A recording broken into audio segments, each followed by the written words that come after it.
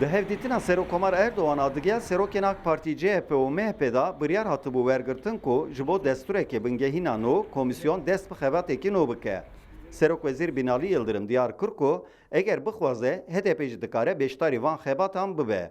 Lê gelo dê HDP di van xebatan da ciyê xwe werbigire an na û di pêşaniyên HDP çi bin? Anlık modeli. Dengi denetim mekanizması olan mı, değil mi? Yerel Em ê pêşniyarên xwe pêşkeş bikin. Helbet em sîstema serokatiyê naxwazin. Li gorî me divê sîstemeke bihêz a parlamenterî hebe û digel wê rayedarî ji bo rêvebiriyên herêmî bên dayîn. Em dixwazin van pêşniyarên xwe pêşkêşê komîsyonê bikin. Lê eger ku em hürmeta ku heq dikin nebînin, em ê xweşkomisyonê jî vekêşin. Anayasa Uzlaşma Masası'nda sunmak istiyoruz ama hak ettiğimiz saygı görmeden de o masaya oturacağımızı zannetmiyorum. Partiya gel a Komarî CHP jî dibêje destureke bingehîna nû pêwîstiyekê giring e.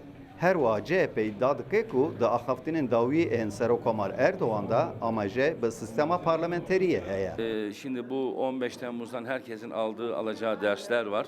Em destureka bingehîn a azadîxwaz dixwazin.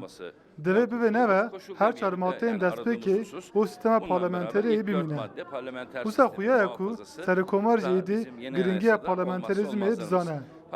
Ev yeka jî ji bu proseye destura bingehîn destkeftineke. Bir kazanım, yeni anayasa yolunda da bir kazanım olarak değerlendirilebilir. Komisyona destura bingehîn sala borî jî bi beşdarî her çar partiyan dest bi xebatan kiribû. Lê ji ber rijda AK Partiyê ya derbarê sistema serokatiyê da CHP û MHP ji van xebatan xwe vekişandibûn. Tê gotin ku AK Parti êdî li ser sistema serokatiyê de ısrar neke. Ew yek jî îtimala çêkirina destura bingehînekê nû zêdetir dike.